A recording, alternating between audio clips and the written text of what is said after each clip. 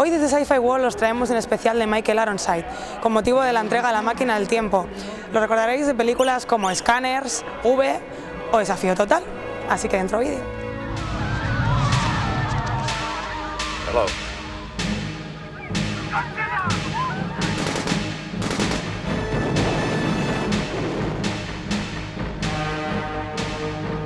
Hello to the world, Scifiworld readers. They just gave me a free copy. I'll read it later today. That's it. I expect the best, and I give the best. Oh, really?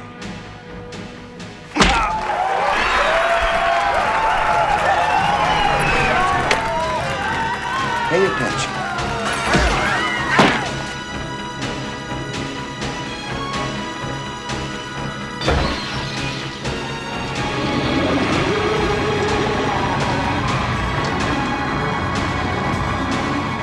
I have a group of directors that I think are my favorites. People like Walter Hill, David Cronenberg, Paul Verhoeven. My favorite? What do you think, I'm crazy? I'm going to name one director out of maybe 120? You're an idiot to think I'd answer that. Of course not. My next director. My mother always said violence never solves anything. Really?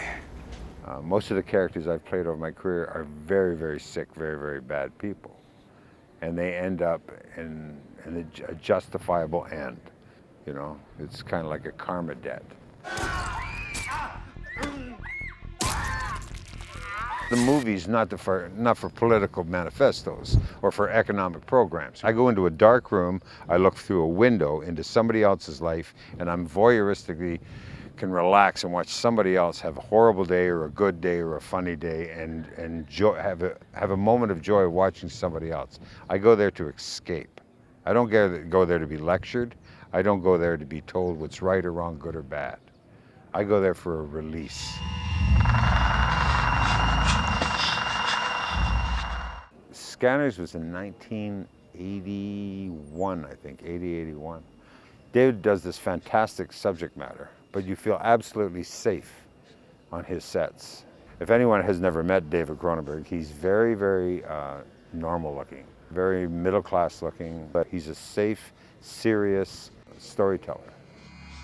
He creates an environment, at least he did with me and stuff like that, where it's safe to consider phenomenal things and fabulous things.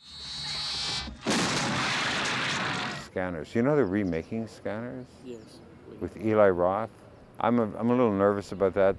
I think people look at Scanners and they think, oh, it's a gore film, it's easy to remake.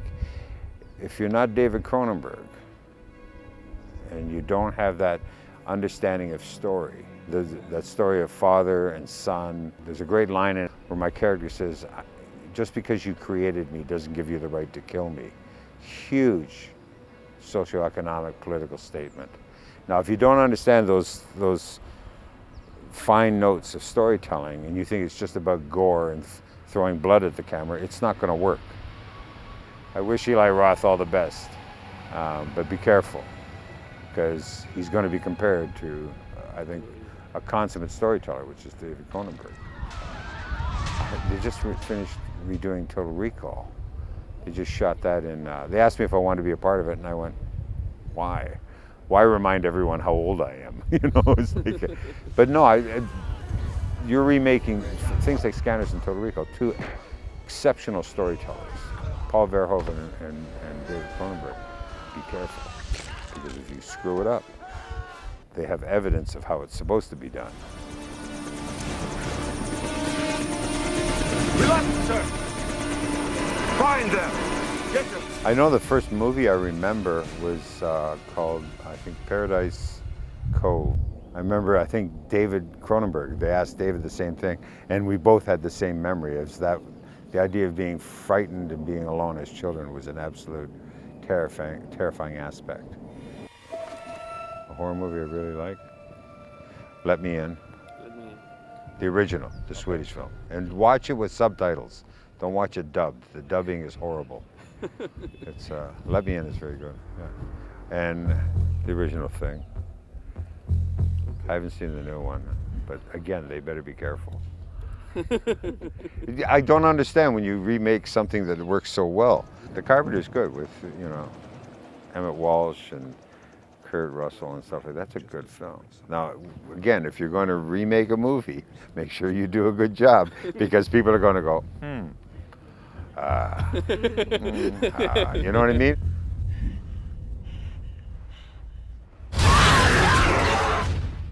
But again, I think people are afraid to make risks, take risks. Why not create something new? Why recreate something that's already been made?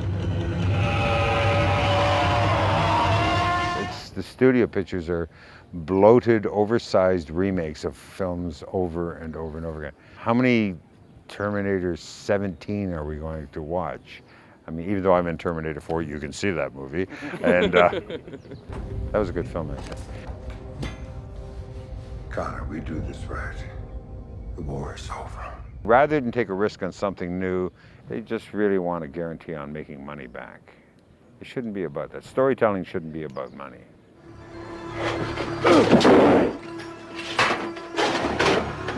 It's a sign of the times. All over the world, especially in North America, there's no real working class. There's people that have money, and then there's people who have no money. The disparity between the two. It's the story of the times now. What are you afraid of? There's nothing for me on television. Disney World and Mouse World and all these goddamn artificial environmental where the girls are all cute and all wear cute clothes and all the boys are cute and everyone stands around with hair gel and green shirts on. It's crap. This is for you new people. I only have one rule. Everyone fights, no one quits. If you don't do your job, I'll shoot you. You get me? Not every director is a director. Some of them are traffic cops, and they're under the thumb of the producers, and they're just trying to survive. And there's other people that stand up who, no matter who's pressuring them, they're going to tell their story the way they want to tell it. Hey, got a deal. I think that's the difference, is surviving the producers, surviving the pressure of the money, and still having the courage to tell a good story. It's difficult.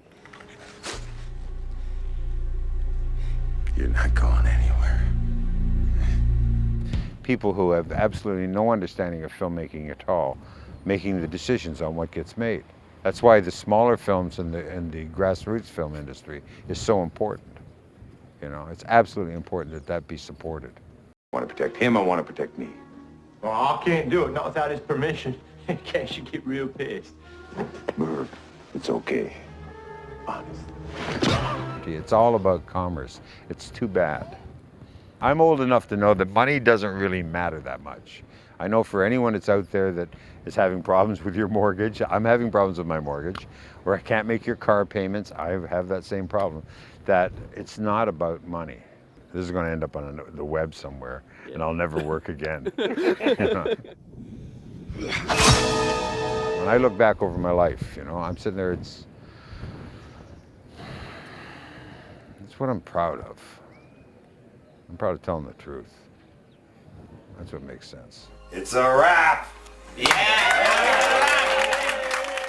What am I afraid of? Honestly, not being loved by my family. Making that mistake.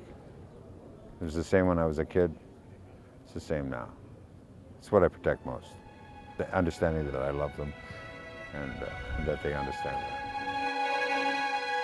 It's me, Kim. Cameron. I'm here. We've won. We've won.